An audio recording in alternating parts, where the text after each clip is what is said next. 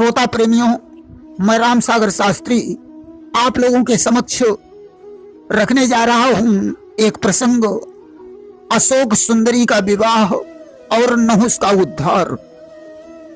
देखिए, एक बार की बात है, भगवान शंकर माता पार्वती जी के सहित नंदन वन में गए कि एक बार शिव प्रिय ही लवाई, नंदन वन पहुंचे प्रभु जाई। उस वन की शोभा को देखकर पार्वती जी का हृदय प्रफुल्लित हो गया कि सानंद देखती जाती थी उस वन की बिसद बहारी को, आंखें आलिंगन करती थी कुदरत की क्यारी क्यारी को। नंदन वन में पार्वती जी को कल्प वृक्ष से लगाव हो गया। वापस आते समय वे कल्प वृक्ष को कैलाश पर्वत पर ले आई और कल्प वृक्ष सन यह वर मांगा, कन्या देव सहित अनुरागा। पार्वती जी ने कल्प वृक्ष से एक पुत्री की कामना प्रकट की। कल्प वृक्ष एक कन्या दयऊ, नाम अशोक सुंदरी भयऊ। अस्तु कल्प वृक्ष से एक कन्या का जन्म हुआ जिसका नाम उन्होंने अशोक सुंदरी रखा। उस कन्या को पार्वती जी ने वरदान दिया कि इसका विवाह इंद्र के समान बलवान योद्धा से होगा। कन्या बड़ी सुंदर थी कि उस चंद्रवती की चंद्र छटा चंद्र को चकित कर जाती थी। उसके उजले मुख की शोभा बिजली का मान घटाती थी। धीरे धीरे कन्या सयानी हो गई। एक दिन की बात है, अशोक सुंदरी अपनी सखियों के सहित नंदन वन में विचरण कर रही थी। शीतल मंद सुगंधित समीर चल रही थी, भ्रमर गुंजार कर रहे थे, पक्षी कलरव कर रहे थे। नंदन वन की शोभा को देखकर अशोक सुंदरी सखियों से कहती है क्या कि नयनों से देखो निहारी, सखीरी कैसी छाई बहारी। रंग रंग के फूल खिले हैं, भ्रमर मधुर गुंजार करे हैं, और ठंडी बहेला बयारी, सखीरी कैसी छाई बहारी। नैनों से देखो निहारी, सखीरी कैसी छाई बहारी। इतने में ही हुंड नाम का निशाचर वहां आ गया कि हुंड नाम निशाचर तहाँ आवा, ब्याह हेतु निज प्रश्न चलावा। हुंड ने अशोक सुंदरी से विवाह का प्रश्न किया कि उर इच्छा अस करहु विवाहु, अपूर्वहु सुंदरी मोर उछाहु। अशोक सुंदरी ने कहा, दैत्यराज मेरा विवाह पहले से ही निर्धारित है। हुंड ने कहा, किससे? अशोक सुंदरी बोली, नहुस के साथ। हुंड ने क्रोधित होकर कहा, मेरे जीते जी तुम्हारा विवाह नहुस के साथ कदापि नहीं हो सकता है। मैं नहुस को मारकर तुम्हारे साथ विवाह करूंगा। कि नहुस ही मारी तुम ही लई जई हूं, जग विजयी प्रणवीर काई हूं। अशोक सुंदरी ने कहा, अगर तेरा ऐसा ही इरादा है तो इस पाप की तुझे सजा भोगनी पड़ेगी। कि कन्या बोली, करेगा जब तुम ऐसा पाप तो इस गलती के लिए देती हूं मैं श्राप। जा दुष्ट, इस गलती के लिए मैं तुझे श्राप देती हूं कि जिसे मारने के लिए ठानी तूने ठान, वही हरेगा एक दिन हुंड तुम्हारे प्राण। जिसको मारने के लिए तूने प्रतिज्ञा की है वही एक दिन तुझे मारेगा। यह मेरा श्राप है। आज हुंड वहां से चला गया और सचमुच राजगृह में प्रवेश करके उसने नहुस का हरण कर लिया। हुंड तो नहुस को जान से मार डालता, परंतु हुंड की दासी को नहुस पर दया आ गई। उसने नहुस को वशिष्ठ जी के आश्रम पर पहुंचा दिया। वशिष्ठ जी के आश्रम पर नहुस बड़ा हुआ। आगे चलकर नहुस ने हुंड का वध किया और अशोक सुंदरी के साथ उसका विवाह हो गया। कि मरा हुंड कन्या नृप पाई और सौ पूतन की मातु कहाई। अशोक सुंदरी और नहुस से 100 पुत्रों का जन्म हुआ, जिनमें एक पुत्र का नाम सारे संसार में प्रसिद्ध हो गया। उसका नाम अयाति था। कि एक पुत्र जग विदित महाना और नाम अयाति वीर बलवाना। सज्जनों, नहुस इंद्र के समान प्रतापी राजा था। एक बार की बात है, देवराज इंद्र ने अपने गुरु बृहस्पति का अपमान करके त्वष्टा के पुत्र विश्वरूप को पुरोहित बनाया। विश्वरूप की चालाकी पर असंतुष्ट होकर इंद्र ने उनके तीनों शीश काट डाले। अब तो इंद्र को ब्रह्म हत्या लग गई। वे कमल की नाल में जाकर छुप गए।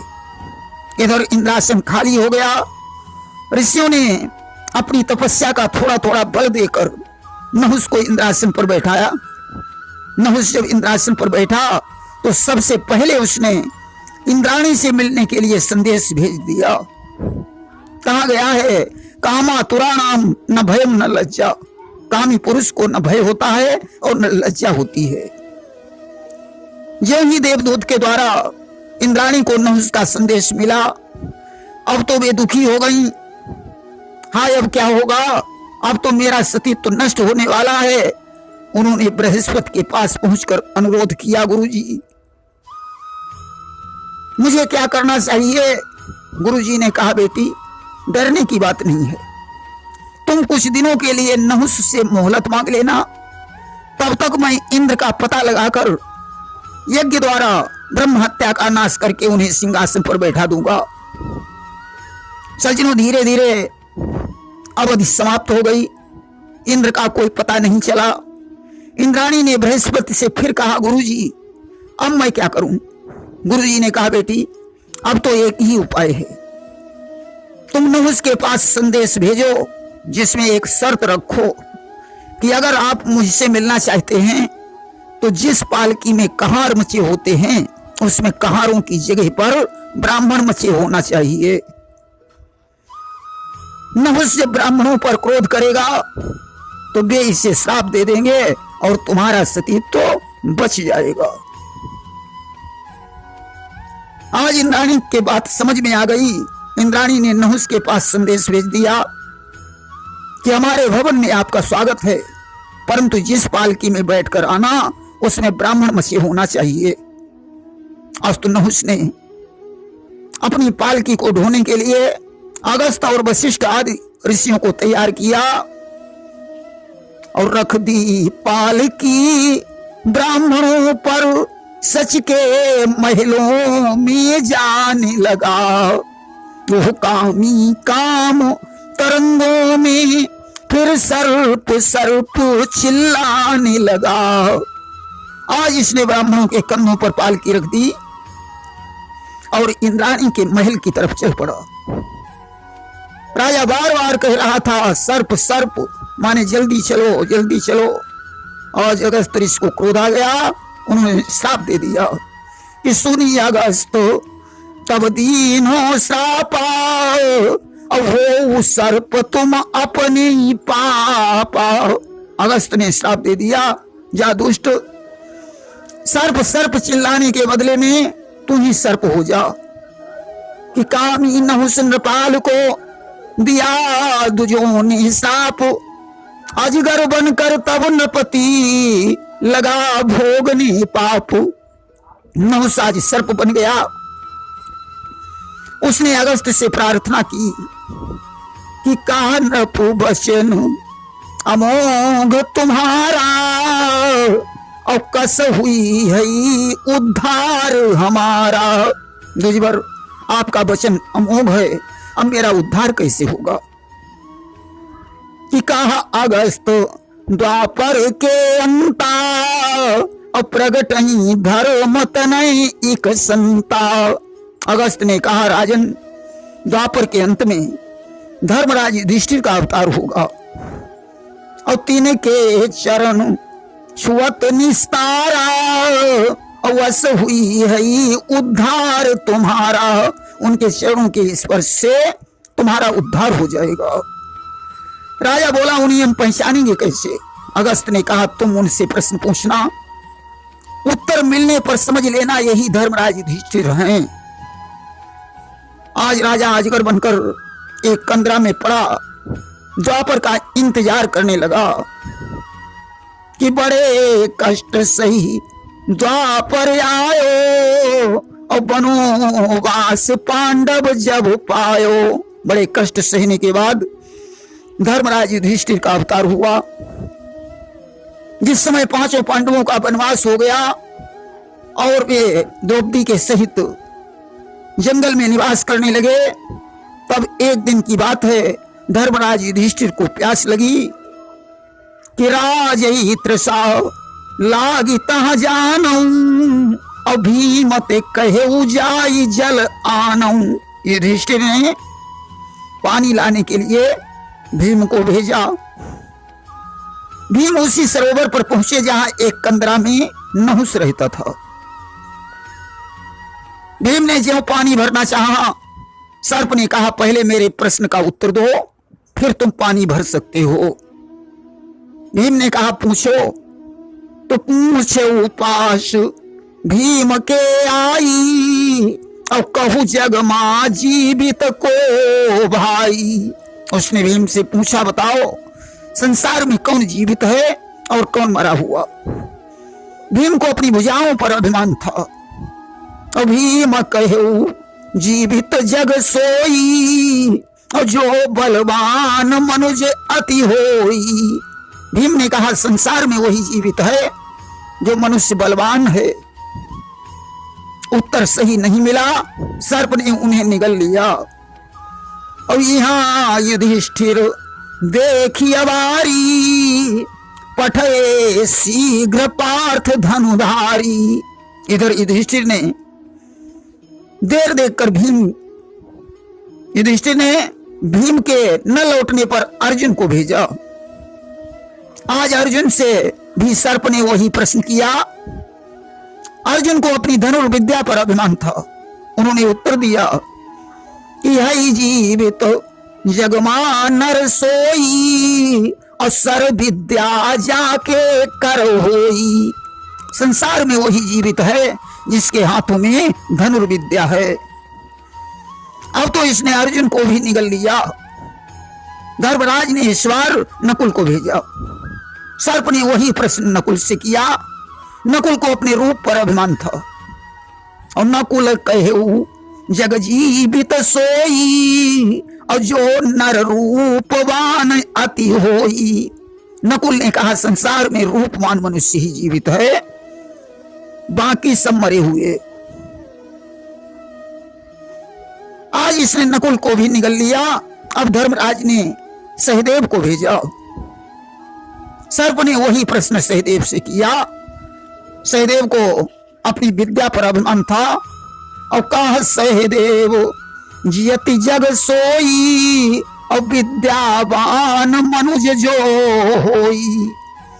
जो मनुष्य विद्यावान है वही संसार में जीवित है। इसने सहदेव को भी निगल लिया।